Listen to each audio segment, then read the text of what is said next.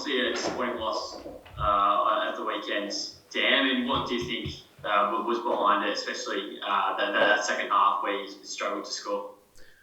There's probably a few things that was behind it, but when we kind of stripped all the layers off during the week and post-match, it was just around getting our hands dirty for longer, and we thought that maybe our desire and effort kind of faded after quarter time, and Essendon picked up that space with their contested possession, their willingness to fight just that touch harder than what I thought our girls did at times. Off the back of like a game the week before against the D's where, we probably gave a lot and it took us a few hours to get back, but that's no excuse. It was just, they probably outworked us on the day, and it was disappointing. It was a game that we went into feeling really, really confident about it, but we've got that confidence back for this week, so we feel like we're in a good headspace. Seems to be a little bit of a recurring thing where there's lapses within games for your side. And do you have any concerns over that? Do you think there is any reason, whether it's fitness or otherwise, for those lapses? No, it's not fitness, or it's probably more concentration, mate, than anything at all. The effort seems to be there, but maybe the decision making off the back of that can be a little bit off. So that consistency piece around the effort, our knowledge of the game at the right time, and making sure we're consistent around our willingness to play the baseline fundamentals of the game a little bit stronger for longer is important. And with a bit of a young group as well, and some new players, we're still gelling. As much as we talk about that we've made some rapid improvement over the last 2 seasons, we're still a really inexperienced team when you look at the combinations of players and where they've come from over that short period. So I'm fully supportive of our group getting better over the next 4 or 5 weeks, if hopefully that's the case, and still into next season as well, because we just need that time. But a few of those things obviously take away our consistency from game to game, but we're not reaching into a bag of tricks to pull out performances from early in the year. It's like we know it's there. We know our system works. It's just about the consistency piece around it. How much did that loss hurt the other day? Obviously leading early and giving it up sort of in the second half. It was obviously a disappointing result the way that finished, but I guess we've taken lots of learnings out of it from this week, and we're really excited about Saturday's game. But obviously it's disappointing probably the way it panned out, but we're still searching for that four-quarter consistent effort as well. And obviously game 50 coming up for you on the weekend. I mean, how do you reflect on your journey being at 2 clubs and most recently at the Cats? Yeah, it's been probably not the same as most others coming through the traditional way of sort of playing footy throughout my entire career and things like that. I mean, I've reflected on it this week. If you told sort of 13-year-old Chantel that she'd play footy again, I wouldn't have believed it at the time. So I think it's pretty special to play 50 games, but obviously I'm just more excited about getting back out there on Saturday after the way the game ended last week. So I'm proud of 50 games, but obviously there's hopefully a few more to go. Definitely. And Dan, how do you reflect on her career so far, and how crucial is she to the Cats side?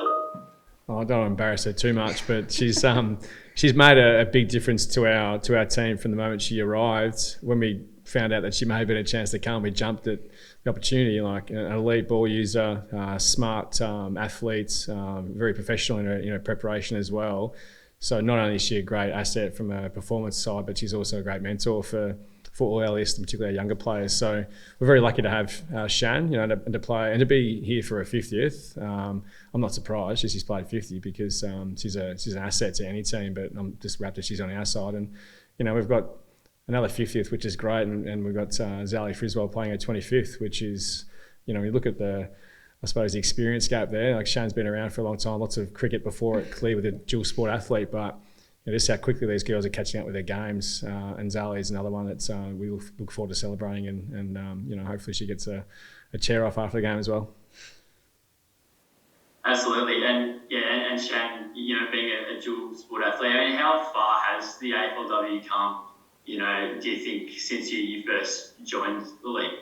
Yeah, I mean, it's had huge amounts of growth, not just in the AFLW system, but just women's sport in general in in terms of the pathways that are around now for the females that are coming through the ranks, which is awesome to see. So, I mean, if you could turn back the time now and be growing up as a kid now as a female, you'd be stoked with the opportunities that you have in front of you. So I think it's just only ever growing, and some of the players that are on the list now who I'm playing with at the moment, like they've got more experience in terms of games that they've played than I do, but the opportunities that they have in front of them is just huge for women in sport.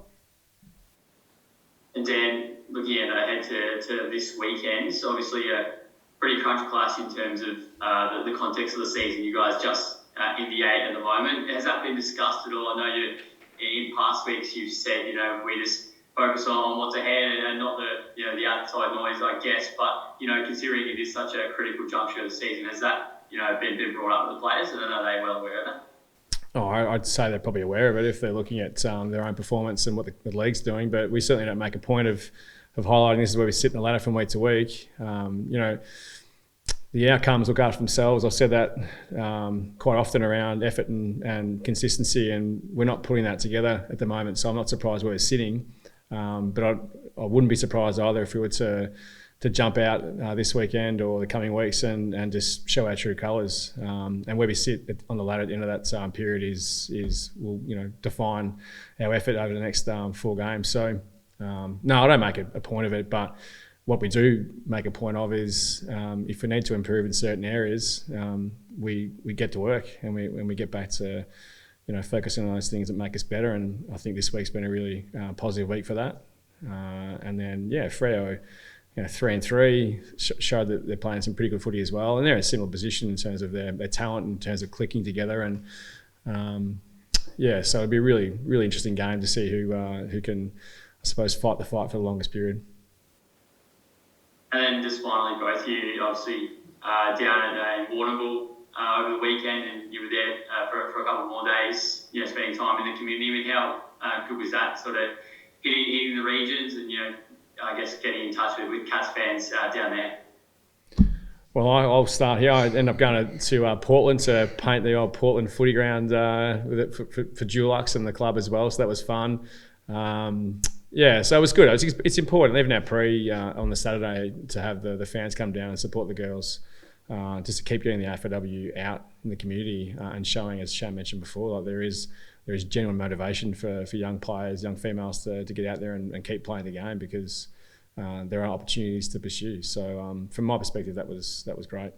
Yeah, I think in being able to get into the schools, which was great, with lots of turnout at the clinic as well. So it was just good to reconnect with the young groups as well, and getting out the GMHBA Healthy Heroes program was really important as well. Great, that's all for me. Thank you. Thanks, Dan. Thank you. Thank you, Dan.